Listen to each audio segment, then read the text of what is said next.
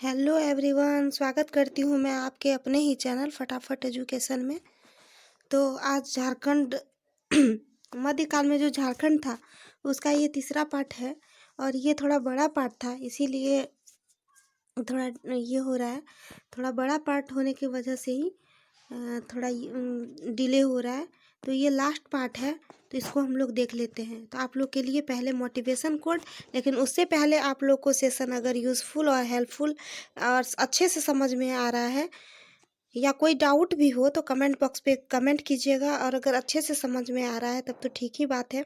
और आप लोग ज़्यादा से ज़्यादा लाइक, सब्सक्राइब और शेयर करिएगा इस वीडियो को, ताकि अधिक से अधिक लोगों तक ये वीडियो पहुंचे जो स्टूडेंट गवर्नमेंट जॉब का तैयारी कर रहे हैं। ठीक, तो मोटिवेशन कोड आप लोग के लिए ये है कि आपका संघर्ष जितना बड़ा होगा आपकी सफलता उतनी ही बड़ी होगी। तो आप लोग जितना ज़्यादा संघर्ष करेंगे आप लोग उतने ही जल्दी सफलता पाएंगे। ठीक, तो हम लोग आज का सेशन शुरू करते हैं। और आज का सेशन है सिंह भूम का सिंह वंश। तो सिंह भूम का जो सिंह वंश था उसमें शाहजहां के समय सिंह वंशी शासक उड़ीसा के मुगल सूबेदार के मध्य में मालगुजारी देते थे। तो शाहजहां के समय, जब शाहजहां शासन काल में थे, तो उस समय सिंह वंशी शासक जो उड़ीसा के मुगल सूबेदार के माध्यम में मालगुजारी देते थे, मतलब टैक्सेस देते थे। और अन्य क्षेत्रीय वंश जानते हैं।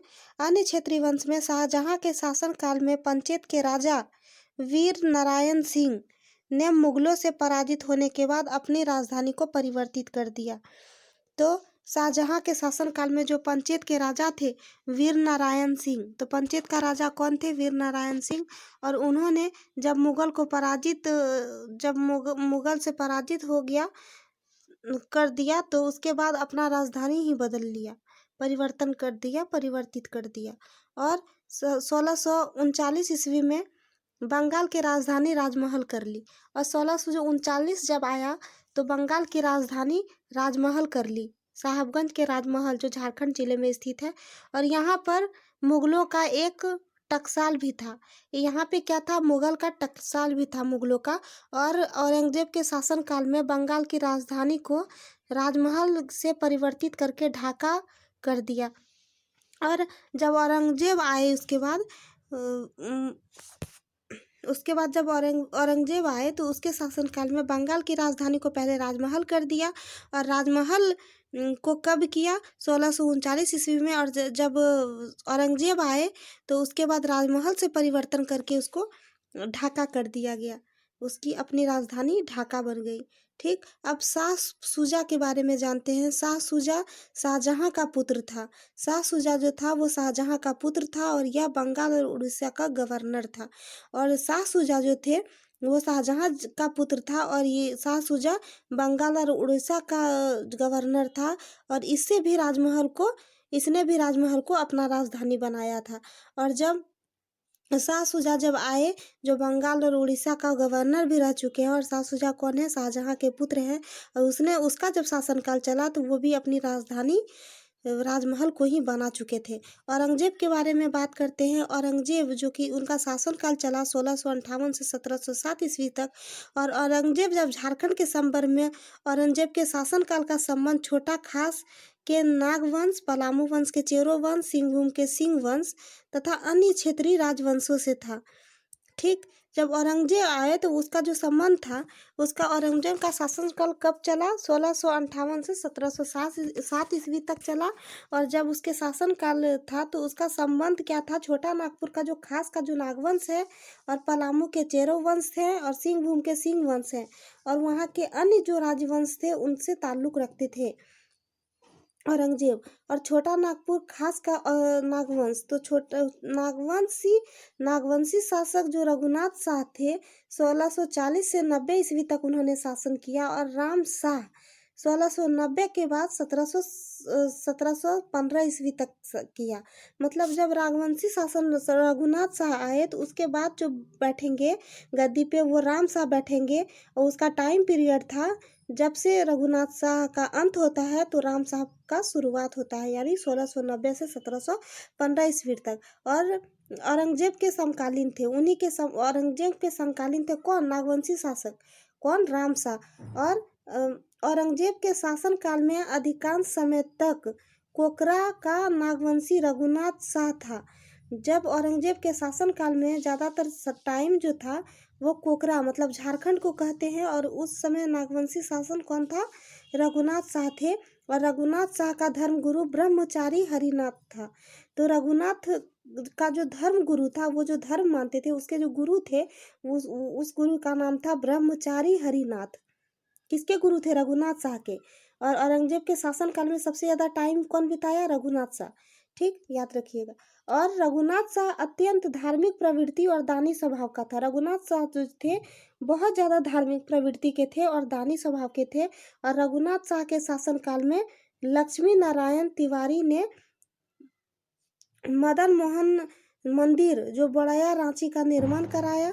और रघुनाथ शाह के जो शासनकाल में चल रहे थे तो वो धार्मिक प्रवृत्ति के थे काफ़ी ज़्यादा, और दानी भी थे। और उसके शासनकाल में लक्ष्मी नारायण तिवारी और उनके द्वारा जो मदन मोहन मंदिर है जो बड़ैया रांची पर स्थित है उसका निर्माण कराया। तो ये यहाँ पे पूछा जा सकता है क्वेश्चन कि मदन मोहन मंदिर किसके शासनकाल में कराया गया था? तो रघुनाथ शाह के शासन में कराया गया था। और किसने करवाया था? तो लक्ष्मी नारायण तिवारी ने करवाया था। और रघुनाथ शाह के शासनकाल में हरि ब्रह्मचारी ने रांची के चुटिया नामक जगह पर राम सीता का मंदिर बनवाया। तो क्या हुआ? रघुनाथ शासन के शासनकाल जब चल रहे थे तो उस समय वो धार्मिक प्रवृत्ति के थे, और उस समय लक्ष्मी नारायण मदन मोहन मंदिर जो रांची में स्थित है उसका निर्माण कराया। और वहीं पे रघुनाथ शाह के ही शासनकाल में जो उनके धर्म गुरु थे हरिनाथ ब्रह्मचारी, और उन्होंने क्या किया? रांची को चुटिया नामक स्थान से, रांची के जो चुटिया नाम है नामक स्थान जो है वहाँ पे उन्होंने राम सीता का मंदिर बनवाया। कौन? हरि ब्रह्मचारी ने।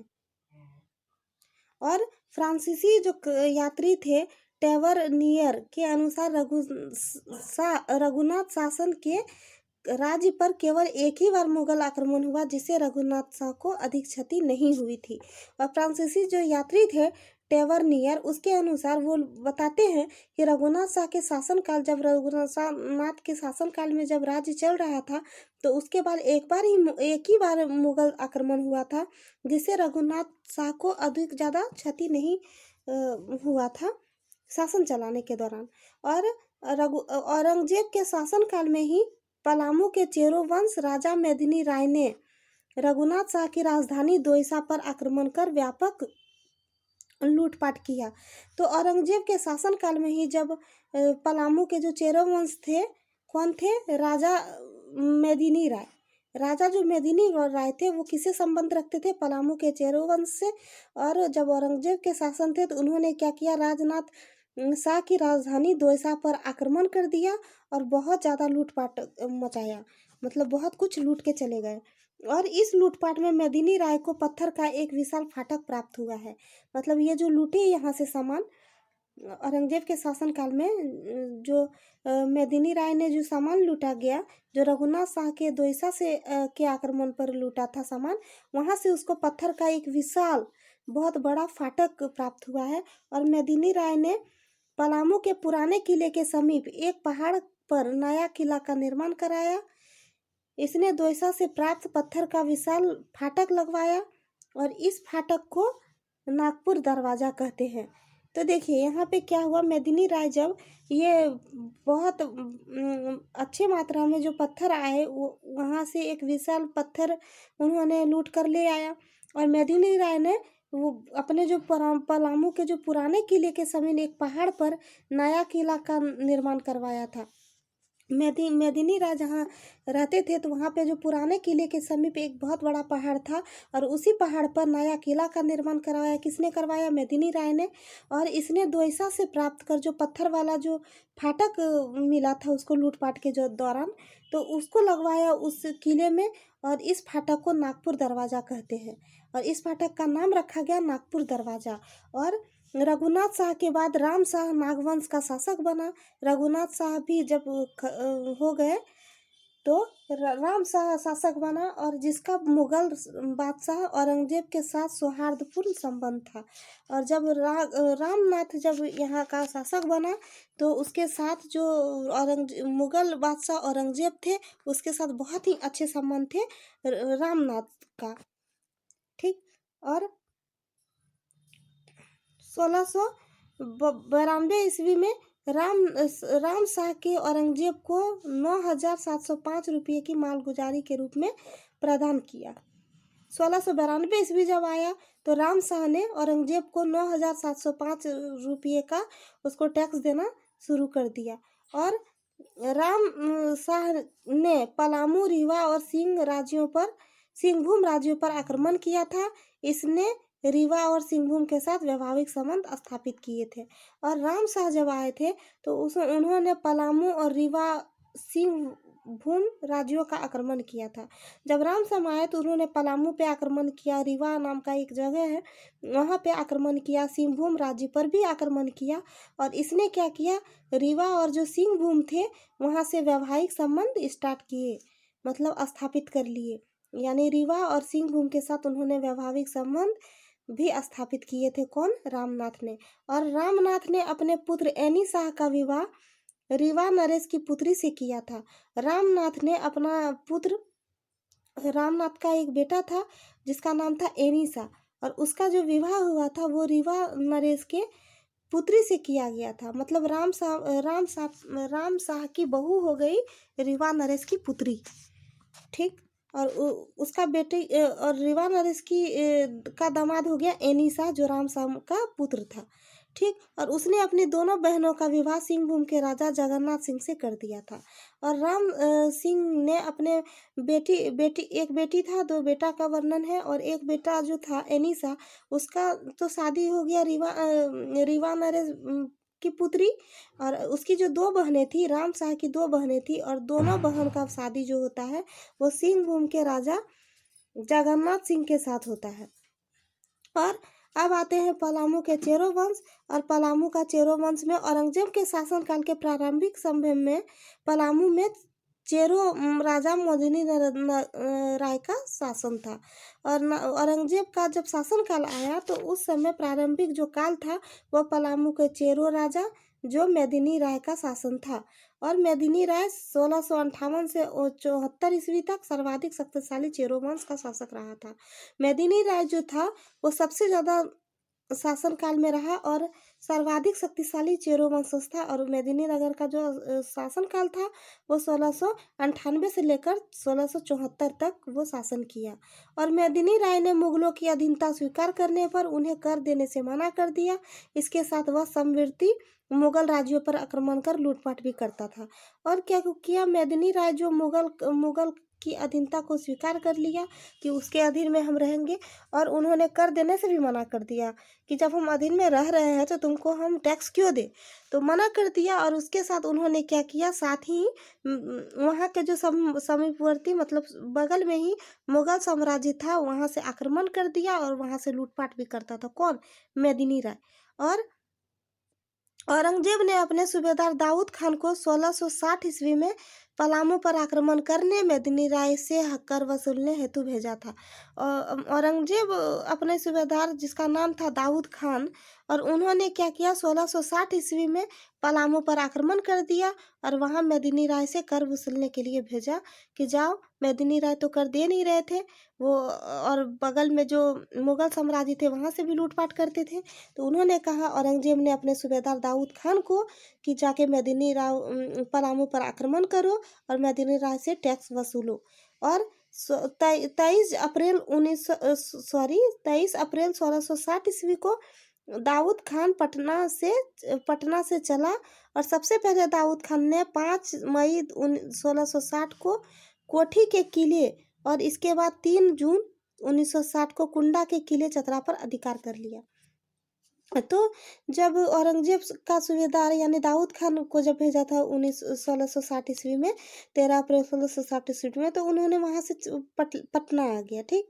पलामू से क्या किया, वो पटना आ गया, और पटना में वो सबसे पहले दाऊद खान कोठी के जो किले हैं, जो 5 मई 1660 ईस्वी में उस पे अपना अधिकार जब्त किया, और इसके बाद जो कोठी का किला अपना अधिकार जब्त किया उन्होंने, दाऊद खान ने। और उसके बाद 1660 ईस्वी में ही कुंडा के किले यानी चतरा नाम है उनका, उन पर अधिकार कर लिया। चतरा जिले का भी किला जो था, कुंडा का किला कहा जाता है उसको, उस पे भी अपना अधिकार कर लिया। कौन? दाऊद खान ने। और कुंडा के शासक चुनराय ने पराजित होने के बाद इस्लाम धर्म कबूल कर लिया। इससे नाराज होकर मेदिनी राय के कहने पर सुरवर दास चुनाराय के भाऊ ने चुनाराय की हत्या कर ली। और कुंडा के शासक जो थे, जो चतरा जिले में पड़ता था, वो शासक थे चुन राय। और उन्होंने जब हार गए तो इस्लाम धर्म स्वीकार कर लिया। और इससे बहुत ज़्यादा मेदिनी राय बहुत ज़्यादा गुस्से में आके उन्होंने कहा सुरवर राय को, सुरवर राय जो कि चुन राय के भाई थे, जो कुंडा शासक थे, और चुन राय के भाई सुरवा ने चुन राय की हत्या कर दी। मतलब अपना भाई का ही वो हत्या कर देता है।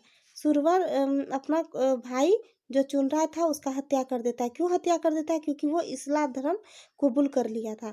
वहीं 15 अक्टूबर 1660 ईस्वी में दाऊद खान चेरो राज्य की राजधानी की ओर आक्रमण हेतु बढ़ा, और 13 नवंबर 1660 ईस्वी को तरहसी पहुंचा। और क्या हुआ, 25 अक्टूबर 1660 ईस्वी में, सिर्फ आप लोग 1600 याद रखिएगा, 1660।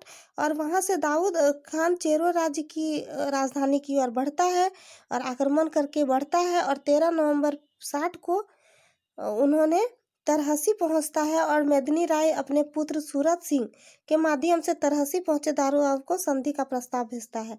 और वहां का जो शासन कर रहे शासन का था मेदिनी राय, और वो अपना मंत्री जो कि सूरत सिंह था उसके माध्यम से क्या कहता है, तरहसी पहुंचता है वो भी, और दाऊद खान को संधि के लिए प्रस्ताव भेजता है कि तुम हमसे हाथ मिला लो।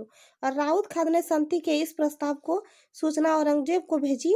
बादशाह के उत्तर आने तक युद्ध विश्राम की घोषणा कर दी। और फिर क्या हुआ, जब दाऊद शाह ने संधि का इस प्रस्ताव के लिए कि उसका जो मंत्री था सूरत सिंह, और वो दाऊद खान के पास गए और बोले कि मेदिनी राय आपसे हाथ मिलाना चाहते हैं, संधि करना चाहते हैं। तो उन्होंने इस प्रस्ताव को अपना जो वहाँ का राजा था औरंगजेब उसके पास भेजा। और इसके बाद, और जब तक औरंगजेब का जब तक आंसर नहीं आएगा तब तक वो युद्ध को पोस्टपोन करके रखा हुआ था। और इसी बीच पलामू के जो राजा थे, उसी बीच पलामू के जो राजा थे, कुछ लोगों ने मुगलों के एक काफिले को लूट लिया था। उस बीच जो पलामू का राजा था और कुछ मुगल आए और वहां से एक काफिले को लूट लिया। इससे नाराज होकर दाऊद खान पलामू पर आक्रमण करने के लिए राजधानी तक आ गया। और उसके बाद इसी बीच में उसको गुस्सा आ गया किसको, दाऊद खान को। और दाऊद खान ने क्या किया, पलामू पर आक्रमण कर दिया और उसके राजधानी तक भी आ गया। और वहीं पे मेदिनी राय ने युद्ध की तैयारी करने लगा। जब वो दाऊद खान ही अटैक करने लगे तो मेदिनी राय भी युद्ध का तैयारी करने लगा। और इसी दौरान औरंगजेब ने मेदिनी राय को इस्लाम धर्म को बोलने के लिए एक निश्चित कर हेतु देने का प्रस्ताव किया। ठीक, तो क्या हुआ, मेदिनी राय युद्ध का तैयारी करने लगा। क्यों करने लगा? क्योंकि इसी बीच कुछ लोगों ने मुगल का एक काफिला लूट लिया, और इससे दाऊद खान को गुस्सा आ गया और वो पलामू पर आक्रमण करके उसका राजधानी तक पहुंच गया। वहीं मेदिनी राय को जब पता चला तो उसने भी युद्ध का तैयारी करने लगा, मेदिनी राय ने। और मेदिनी राय इसी वजह से औरंगजेब ने मेदिनी राय को बोला कि इस्लाम धर्म तुम कबूल करो, और एक निश्चित दर कर हेतु के लिए प्रस्ताव भेजा। और इसे स्वीकार करने पर मेदिनी राय को उसके पद से बने रहने का प्रस्ताव दिया। तो औरंगजेब वहां पे मेदिनी राय को कहता है, एक नोटिस भेजता है मेदिनी राय के पास कि तुम इस्लाम धर्म कबूल करो, और एक निश्चित दर देने के लिए तुम एक प्रस्ताव, मतलब एक अच्छा तुम टैक्स दो और इसे स्वीकार करो। और मेदिनी राय, अगर तुम स्वीकार कर लेते हो, मेदिनी राय को बोलता है औरंगजेब, तो इस पद पर तुम बने रहेगा, आप बने रहिएगा।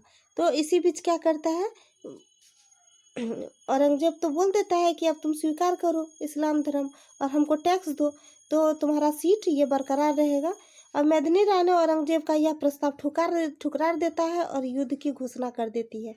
और उसके बाद क्या हुआ तो होता है, मेदिनी राय औरंगजेब का ये वाला प्रस्ताव जो आया था कि इस्लाम धर्म कबूल करो, टैक्स दो, तो वो ठुकरा देता है और युद्ध का एक घोषणा कर देता है मेदिनी राय ने। और औरंगा नदी के तट पर किए जाने वाले किले के समीप मुगलों की सेना और मेदिनी राय के बीच युद्ध शुरू हो गया, जिससे मुगलों की सेना भारी पड़ी और मेदिनी राय का सेना कमजोर पड़ने लगा। तो देखिए क्या होता है, एक नदी है औरंगा नदी, ठीक, और उसी नदी के तट पर जो स्थित एक नया किला बना था वो मुगल सेना का था। और मेदिनी राय इसी मुगल सेना के बीच में ही युद्ध शुरू कर दिया। और इसने और जाहिर सी बात है, जब मुगल का सेना है तो मुगल का वहाँ पे स्थापत्य होगा, तो मुगल का जनसंख्या वहाँ पे ज़्यादा था, तो मेदिनी राय का तो सेना तो कमज़ोर पड़ेगा ही। जब वो कमज़ोर पड़ने लगा होगा, कमज़ोर पड़ गया, और फिर वहीं पे मेदिनी राय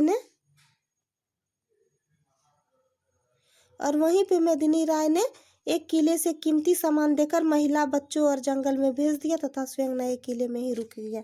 और फिर वहीं से क्या हुआ, जब मेदिनी राय युद्ध में कमज़ोर पड़ने लगा, तो वहीं से क्या हुआ, मेदिनी राय कीमती सामान देकर जो महिला वहाँ के थे और वहाँ बच्चे थे, वो सबको जंगल भेज दिए और खुद नया किला में ही रुक गया।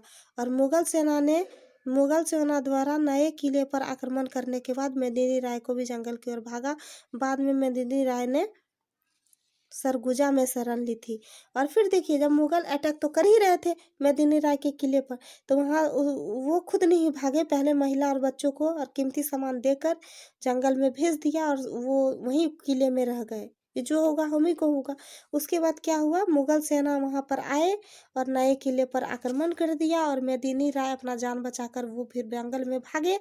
और बाद में मेदिनी राय सरगुजा में शरण लेता है। तो सरगुजा में क्वेश्चन आता है, सरगुजा में शरण किसने ली, तो मेदिनी राय ने ली। क्यों ली, क्योंकि मुगल आक्रमण कर रहा था उसके किले पर।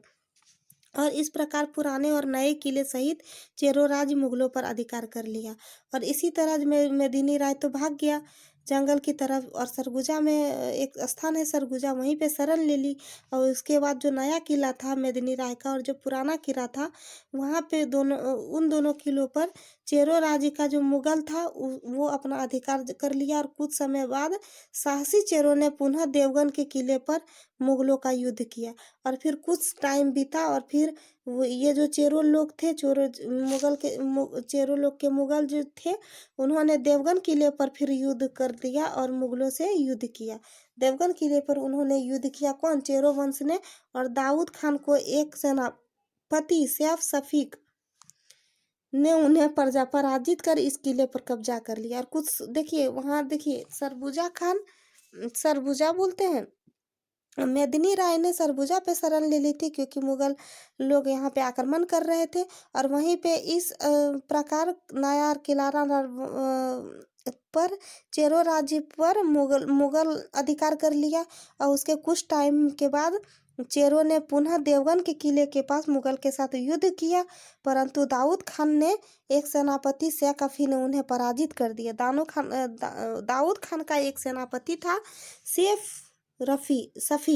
सैफ शफी, और उन्होंने उसको पराजित कर दिया और इस किले पर कब्जा कर लिया। और वहीं पे दाऊद खान ने पलामू पर विजय प्राप्त करने के बाद यहाँ प्रशासनिक व्यवस्था स्थापित करके मनकली खां को अपना फौजदार नियुक्त कर दिया और स्वयं पटना चले गए। और जब दाऊद खान ये किले को फिर जीत लेता है, तो उसके बाद इस किले पर दाऊद खान ने पलामू पर विजय प्राप्त करके यहाँ जो प्रशासनिक व्यवस्था था उसको स्थापित कर दिया। और मनकली खान को यहाँ का फौजदार नियुक्त कर दिया और वह खुद पटना लौट गया। और दाऊद खान ने पलामू विजय स्मृति में पलामू किला में एक मस्जिद का निर्माण करवाया था। और दाऊद खान ने क्या किया, पलामू विजय स्मृति में, मतलब पलामू विजय के याद में पलामू किला पर एक मस्जिद का भी निर्माण कराया था। एक मिनट, तो पलामू मस्जिद का निर्माण किसने करवाया था, कौन करवाया था, दाऊद खान ने। क्यों, क्योंकि पलामू पे जो विजय हुआ उसको याद रख सके वो, इसीलिए एक स्मृति के तौर पर, एक याद के तौर पर एक मस्जिद बनवाया था। वहीं पे दाऊद खान जब पटना लौटते हुए पलामू किले का सिंह द्वार अपने साथ ले आया, और जब दाऊद खान पटना लौटे तो वहाँ पे पलामू का एक किला था सिंह द्वार, उसको अपने साथ ही ले आया पटना, और दाऊद नगर की अपनी गढ़ी को में लगवा लिया। दाऊद नगर जहाँ पे दाऊद खान रहा करते थे वहीं पे एक गढ़ी था, वहीं पे उसको उस सिंह द्वार को लगवा लिया। किसने? दाऊद खान ने। और इस अभियान की सफलता से खुश होकर मुगल बादशाह औरंगजेब ने दाऊद खान को पुरस्कार के रूप में 50,000 रुपये की मोतियों की माला दी थी। ठीक, और ये बहुत खुश हो गए औरंगजेब, क्योंकि औरंगजेब का ही ये सेनापति था ना दाऊद खान। और दाऊद खान ये तो आ गया, और वहाँ से खुश होकर औरंगजेब 50,000 रुपया का पुरस्कार देता है, जो कि मोतियों के माला के रूप में दिया गया था। किसको? दाऊद खान ने, औरंगजेब ने दाऊद खान को दिया। और औरंगाबाद स्थित अमछा, मनोस और गोह नामक स्थित उसके अधीन कर दिया।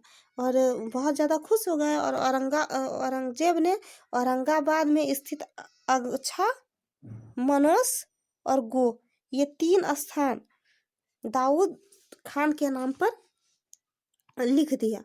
कौन? औरंगजेब ने, मतलब उसको दे दिया, उसके अधीन कर दिया। और 22 अगस्त 1666 को पलामू के बिहार के सूबेदार के अधीन करते हुए मनकली खान ने स्थानांतरित कर दिया। और 1666 जब आया 22 अगस्त को, तो उन्होंने क्या किया? बंगाल के जो पलामू के जो बिहार के सूबेदार थे उसके अधीन कर दिया, मनकली खां को स्थानांतरित कर दिया। उस सूबेदार को हटाकर किसको? मनकली खां को रख लिया। और फिर मनकली खां के जाने के बाद मेदिनी राय सरगुजा से फिर पुनः पलामू लौट आया। जब मनकली खां वहां से शासन करने के बाद जब चले गए, तो मेदिनी राय जो सरगुजा में शरण लिया था वो फिर से आ गया कहाँ? पलामू, और अपने राज्य पर अधिकार प्राप्त कर लिया। और जो उसका राज्य था पलामू में, उसने अपने अधिकार प्राप्त कर लिया, जो मुगल लोग अधिकार किए हुए थे पहले। उसके बाद मेदिनी राय ने अपनी बुद्धतापूर्ण नीति के द्वारा शीघ्र ही पलामू राज्य की आर्थिक स्थिति को सुदृढ़ किया। अपना दिमाग का इस्तेमाल करके अच्छा बुद्धिमत्तापूर्ण नीति के तरीके से, एक स्ट्रेटजी तरीके से मेदिनी राय ने वहाँ का जो आर्थिक स्थिति था उसको अच्छा कर लिया। और मेदिनी राय को न्यासी राजा की संज्ञा दी गई। मेदिनी राय को कौन सी संज्ञा दी जाती है? न्यासी राजा। ये क्वेश्चन आता है तो आप लोग याद रखिएगा कि मेदिनी राय को किसकी संज्ञा दी गई है? तो न्यासी राजा के संज्ञा दी गई है। और मेदिनी राय के शासनकाल को चेरो शासन का स्वर्ण युग की संज्ञा दी गई है। और मेदिनी काल का जो शासनकाल था, वहाँ का जो चेरो का शासनकाल था, उसको चेरो शासन का स्वर्ण युग की संज्ञा दी गई है। ठीक। और 1674 में मेदिनी राय की मृत्यु हो जाती है। और इसके बाद पलामू पर क्रमशः रुद्र राय 1674 से 80, दिक्पाल राय 1680 से 97, और साहेब राय 1697 से 1716 तक का शासन करता है। और अन्य क्षेत्र वंश खाली पढ़ लेते हैं बस। औरंगजेब के शासनकाल में हजारीबाग क्षेत्र में 5 प्रमुख राज्य रामगढ़, कुंडा, छे, केदी और खड़गडिहा ये थे। औरंगजेब जब शासन कर रहे थे तो हजारीबाग में 5 प्रमुख राज्य था। कौन कौन? रामपुर, कुंडा, छे, केंदी और खड़गडिहा। ठीक। उसके साथ किसके शासनकाल में? औरंगजेब के शासनकाल में। और इसने रामगढ़ सर्वाधिक स्थित था, सबसे ज्यादा रामगढ़ था। इसके बाद 1667 से 1724 ईस्वी तक रामगढ़ का राजा दलेल सिंह था। तो औरंगजेब का शासनकाल जो था वहाँ 5 बस केंद्र थे। यही याद रखिएगा कि 5 प्रमुख राज्य थे, और वहाँ का सबसे पावरफुल राज्य रामगढ़ था। ठीक। सर्वाधिक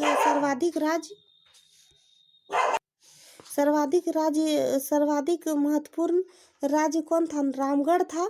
और इसके समय में रामगढ़ का राजा दलेल सिंह था। और 1670 ईस्वी में दलेल सिंह ने अपनी राजधानी बदम से हटाकर रामगढ़ स्थापित कर लिया।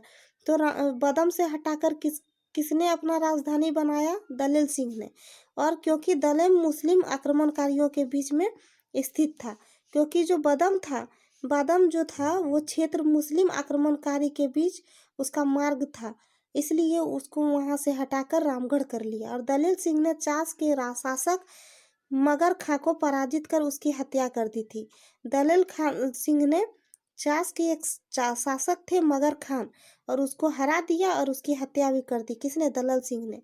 और रामगढ़ इस राज्य के उत्तर पूर्वी भाग में खड़गडीहा अवस्थित था। रामगढ़ का राज्य था, उसका उत्तर और पूरब के बीचों बीच उत्तर पूर्वी भाग में खड़गडीहा स्थित था।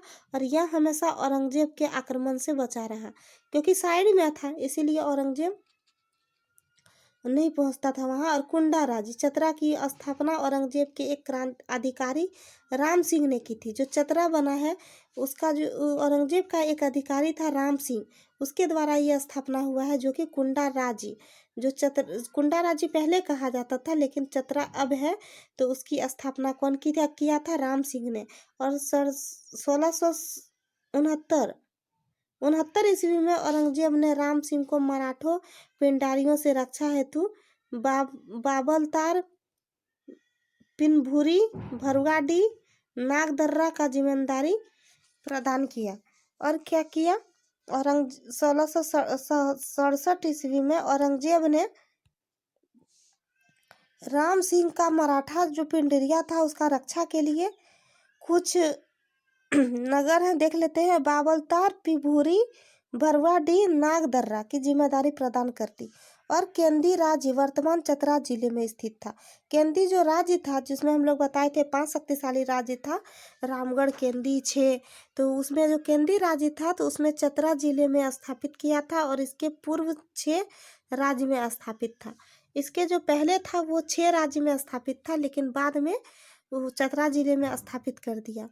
और औरंगजेब द्वारा बंगाल की राजधानी को राजमहल से ढाका स्थानांतरित करने के बाद, जो 1695 से 96 ईस्वी में होता है, कि औरंगजेब बंगाल की राजधानी राजमहल से ढाका स्थानांतरित कर दिया। उसके बाद वह मिदनापुर, उसके बाद ढाका से भी फिर ट्रांसफर करके मिदनापुर बंगाल के शोभा सिंह और उड़ीसा के अफगान रहीम ने राजमहल क्षेत्र में लूटपाट की और इस पर कब्जा कर लिया।